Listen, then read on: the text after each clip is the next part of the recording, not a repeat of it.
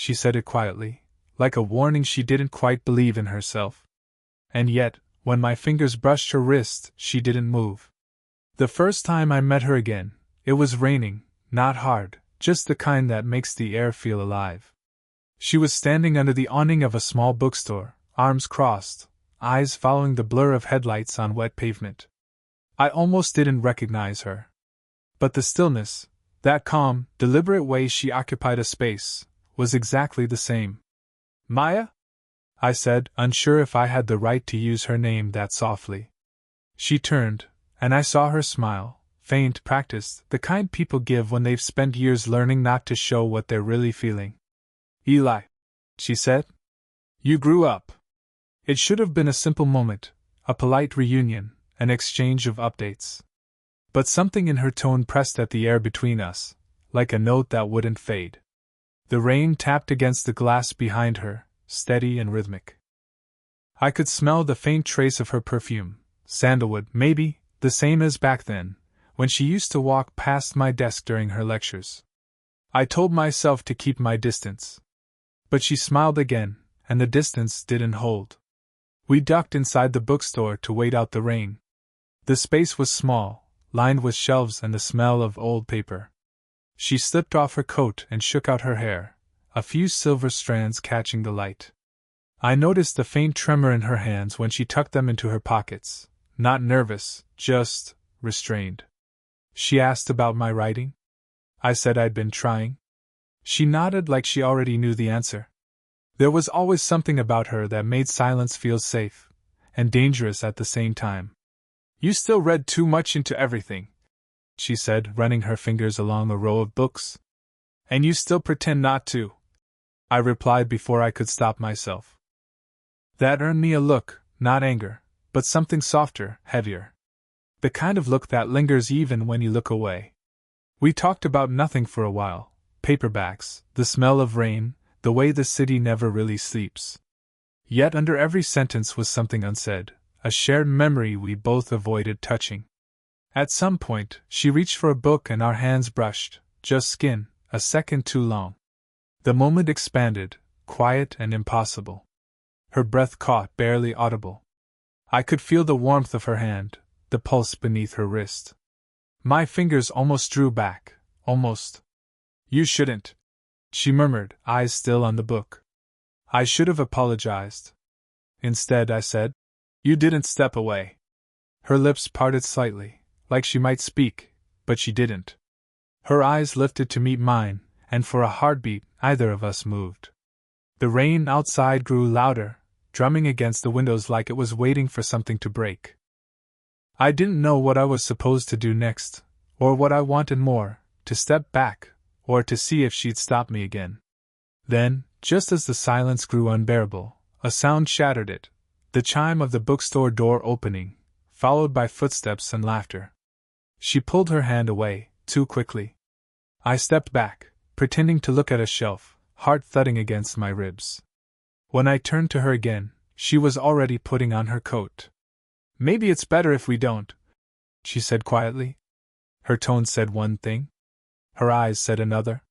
And before I could decide which to believe, she was gone, leaving the air still trembling where she'd stood. The next time I saw her, it wasn't by accident.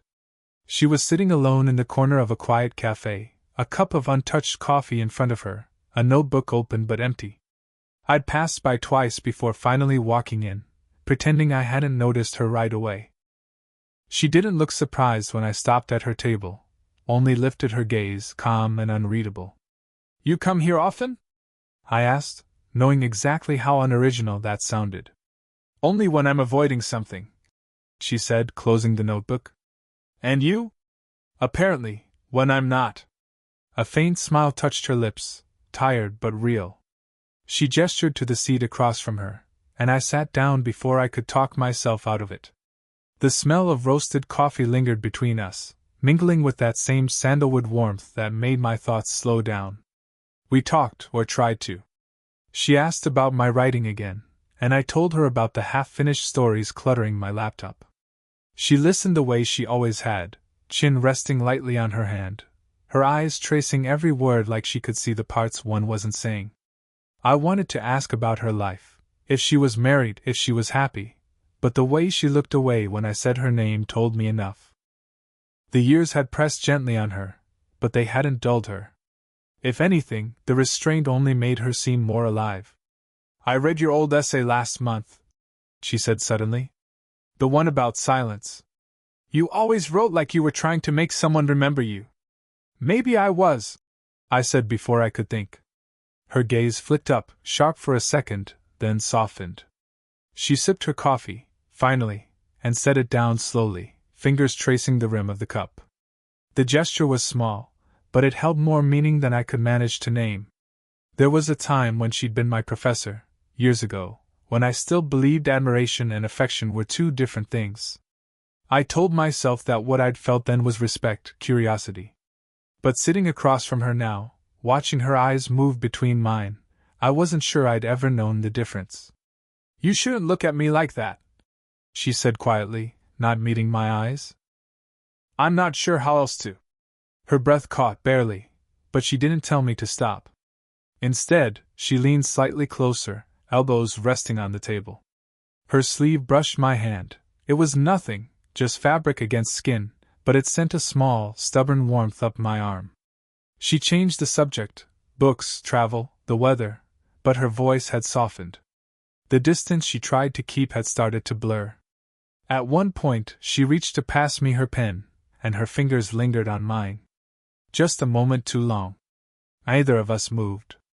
Outside, the rain had started again, the same steady rhythm as before. She looked at me then, really looked, and something unspoken filled the space between our breaths. I didn't say anything. Neither did she. But the air had changed, heavier, waiting. When she finally stood to leave, she hesitated, her hand resting on the back of my chair. You're too young to know what you want, she said softly. Maybe, I answered. But I know what I shouldn't. Her eyes flickered, a warning, a question, maybe both. And then she turned toward the door, leaving her coffee half-finished and the scent of rain following her out. It was supposed to be quick, just coffee, just catching up. But the world outside the cafe blurred away faster than either of us admitted. We sat in the corner again, same seats as before. The rain had stopped, sunlight spilling through the window, soft and golden. She was in a dark green dress this time, her hair loosely tied, a few strands escaping around her face. Every time she tucked one behind her ear, my eyes followed the motion. She caught me once. Didn't say anything, only lifted her brows slightly, like she wanted to remind me that I was transparent. A friend of hers arrived. I recognized him from campus years ago. Another professor.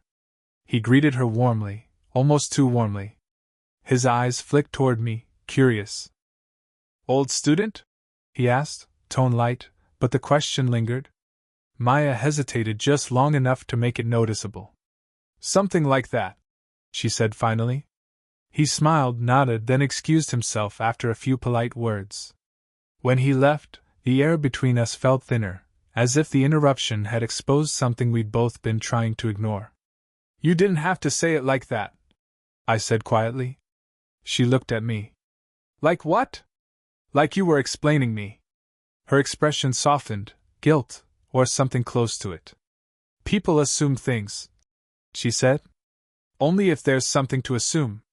That earned me silence. She looked out the window, her reflection trembling faintly in the glass. We didn't speak for a while. The tension had shifted, sharper now, more fragile. When she finally turned back to me, her voice was lower, uncertain. You don't know what this would look like. What it could cost. I'm not asking for anything, I said. I just shouldn't be here, she finished for me. But she didn't move. Her hand stayed resting on the table, close enough that if I reached, I could cover it. I didn't. Not yet. Her eyes flicked to my hand anyway, waiting. The cafe grew quieter as the afternoon emptied out. The last bit of sunlight hit the edge of her cheekbone, catching in her eyes. For a moment, everything else disappeared, her, me, the tiny hum of electricity between our breaths. Then her phone buzzed. She flinched like the sound startled her, grabbed it quickly. A message flashed across the screen before she turned it face down. I only caught a name, Mark. Someone waiting for you? I asked too carefully. It's nothing, she said a little too quickly. She stood as if to leave, but stopped halfway. Her hand came to rest on the back of my chair, fingers brushing my shoulder, barely there. The contact was so slight it felt imagined, yet I knew it wasn't. You make this harder than it should be, she whispered. Then stop, I said. She almost laughed, almost. If only it were that simple. I turned to look at her. We were close now, too close. I could see the pulse at her throat, the hesitation behind her eyes. Her breath warmed the space between us. My hand lifted halfway, not touching, waiting for a sign. She didn't step back. For a heartbeat, the world held still, no sound, no movement, just the gravity between us. Then someone behind the counter called her name, breaking the spell. She blinked, pulled her hand away, and the distance returned. But as she left, she glanced over her shoulder, one quick look, half apology, half promise, and I knew either of us was done pretending this meant nothing. It had been a week since the cafe. A week of half-written messages, deleted drafts, and the same lines circling my mind, you didn't step away. When she finally called, her voice was quiet, steady, as if the last few encounters hadn't shifted everything. Can you come by? I need a second opinion on something I'm writing, she said. I told myself it was just that. Words. Nothing else. Her apartment was small but filled with light. Books lined every wall, stacks of papers spread across the table. She wore a loose cream sweater, sleeves pushed to her elbows. The air smelled faintly of jasmine tea and rain-soaked air from the open window.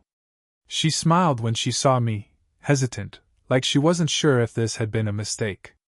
Thank you for coming, she said. You didn't sound like I had a choice, I replied lightly. Her laugh was soft, but her eyes didn't match it.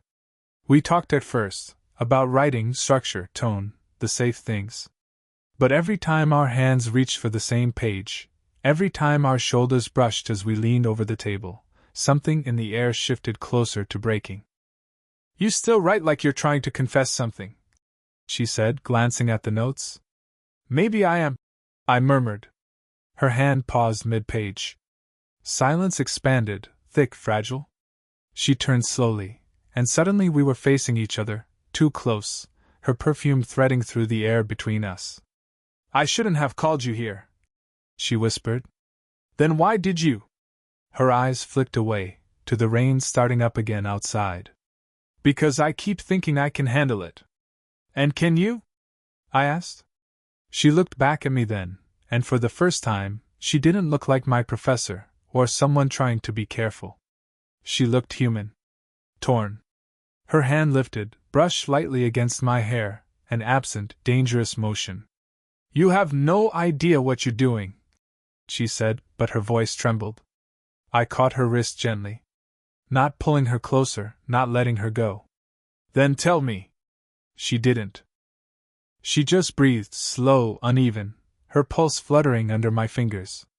The sound of rain grew louder, filling the quiet room with its rhythm. I could feel the warmth of her skin, the faint tremor of restraint that neither of us believed in anymore. She took a small step forward, close enough that the edge of her sweater brushed against me. I could feel her breath when she spoke. This, whatever it is, it can't go anywhere, she said. Then why does it feel like it already has? Her hand slipped from mine, only to rest against my chest, a soft anchor keeping us both suspended between sense and surrender. Her eyes searched mine, desperate for an answer that wouldn't ruin us. For a moment, the world outside stopped, no sound but the rain, no thought but the distance closing inch by inch. My fingers brushed her jaw, traced the line of her cheek. She didn't move. Her lips parted, a breath, a hesitation. Eli. I leaned in. Just enough that her whisper reached me like heat. And then, a knock. Sharp, sudden. The sound snapped the air in half. She froze. I stepped back, heartbeat wild. Her gaze darted to the door, then to me. Don't, she said softly. Not yet. The knock that had interrupted us still echoed in my head days later. She hadn't answered it. Whoever it was left after a minute, and had left soon after too, the air between us too charged to breathe. Now, she wasn't answering my calls. 3 days. Nothing. When she finally texted, "Come by," but not for long, I didn't hesitate. She opened the door already tense, her hair tied up carelessly, eyes shadowed from sleeplessness. The room behind her looked the same, neat, restrained, but her calm was gone. "I shouldn't have called," she said. "You did." Her lips tightened. "Someone saw us that day. At the cafe." The words landed heavier than they should have. "Who?" "Mark." The name from her phone. He was more than a friend once. And he still thinks he has the right to worry." I stepped inside without asking, closing the door behind me. "He thinks something's going on." She exhaled sharply, rubbing her temple. "He knows something's going on. He said it to my face. Asked if I was losing my mind, or just lonely enough to make a mistake." Her voice cracked slightly on the last word, mistake. I crossed the room, stopping just short of touching her. "Is that what you think this is?" She didn't answer. Just folded her arms, but her shoulders trembled. "He came by," she said finally. "That's who knocked. I told him it was nothing. That you were just helping with my writing." I looked at her then, and something inside me went still. Was that a lie? She met my gaze, defiant, scared both. "I don't know anymore." The air between us pulsed, thick with everything unsaid. She turned away, trying to create space that no longer existed. I followed, slow, careful.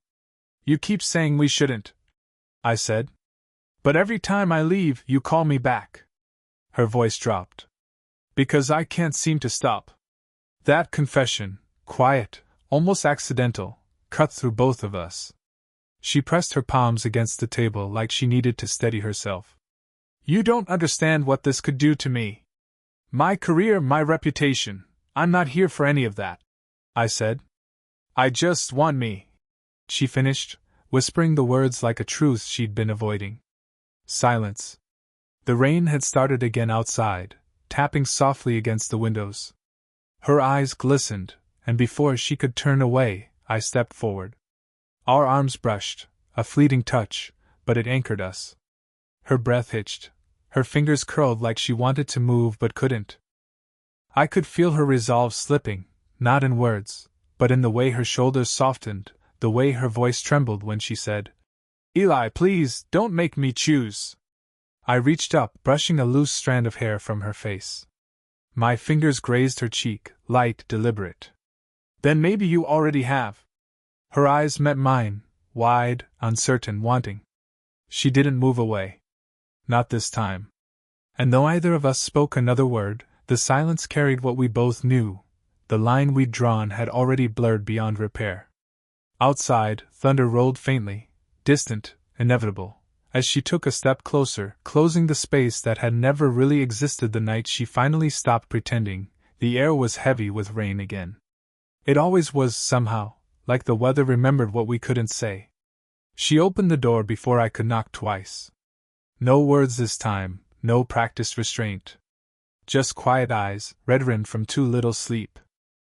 "I shouldn't have called," she whispered, voice breaking the moment it reached me. "Then why did you?" She didn't answer. Just stepped aside, letting me in. The room was dim, lit only by a lamp on the table. Papers scattered from where she'd been writing, a single line circled in red ink.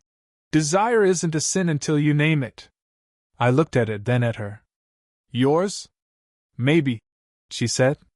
"Maybe yours." She turned away, arms crossed, like she needed the barrier. I took a slow step closer. "You don't have to do this," I said. Her laugh came out hollow. "Do what? Pretend I don't think about you every time it rains?" That stopped me cold. She exhaled, shoulders trembling. "I tried to forget. I tried to be better. But every time you walk away, I feel it, the space you leave behind." Her confession hung in the air like static. I closed the distance between us until I could feel the heat from her skin. "You're not the only one," I said quietly. Her eyes flicked up, wet but fierce. "Then what are we doing, Eli?" I didn't have an answer. All I knew was that the space between us was no longer enough. I reached up, slow, deliberate, brushing my thumb across her jaw. She didn't move. Her breath came shallow, unsteady. The faint scent of rain and jasmine filled the air. "Tell me to stop," I said. She didn't. Instead, she leaned in, her forehead resting lightly against mine. The contact was barely there, but it unraveled something in both of us. "This isn't right," she whispered. "Maybe not," I murmured, "but it's real." Her hands found my chest, not pushing, not pulling, just trembling against me. The moment stretched thin, unbearable. I could feel her heartbeat beneath her palms, quick and uneven, echoing my own. Then, she stepped back. Just one small, trembling step. "I can't lose who I am for this," she said. "And I can't pretend I never felt it," I replied. We stood there, two people balanced on the edge of something too big for words.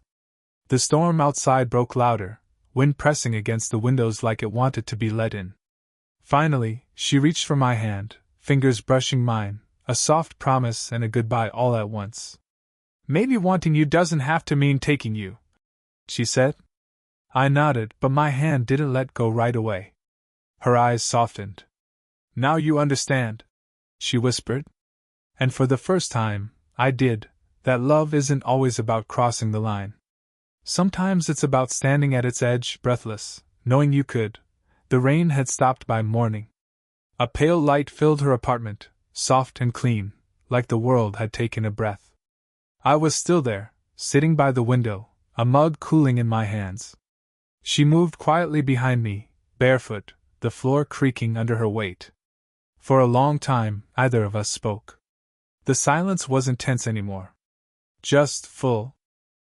When she finally came closer, she rested her hand on the back of my chair. "You didn't leave," she said softly. "I didn't want to." She nodded, not surprised. Her voice was gentler now. "You always stay too long. Then tell me to go." She didn't. Instead, she came around to face me, her eyes tired but open.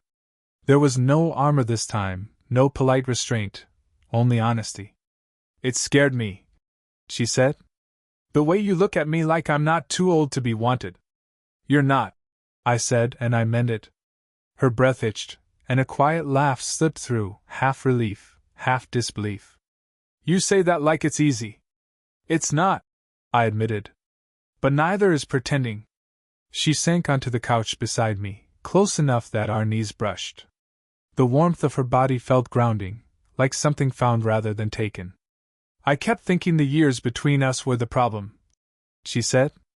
"But maybe it was just fear of being seen." "Then let me see you," I said quietly.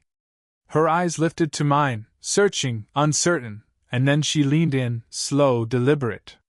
She didn't kiss me. Instead, she pressed her forehead against mine, the same way she had before, but this time without hesitation. "I don't know where this goes," she whispered.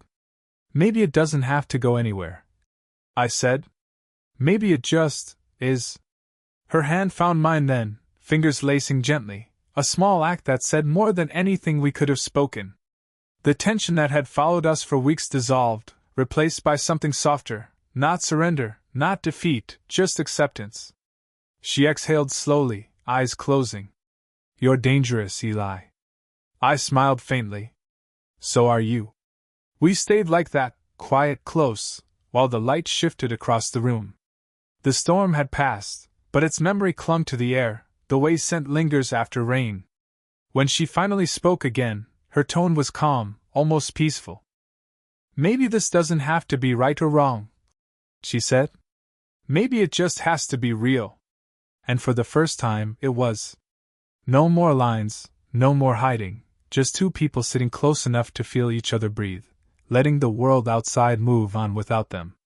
I turned my hand, our fingers still linked, and she didn't pull away. Her head came to rest on my shoulder, quiet and steady. The city hummed faintly below, alive, indifferent. We didn't need to say it. The choice had already been made.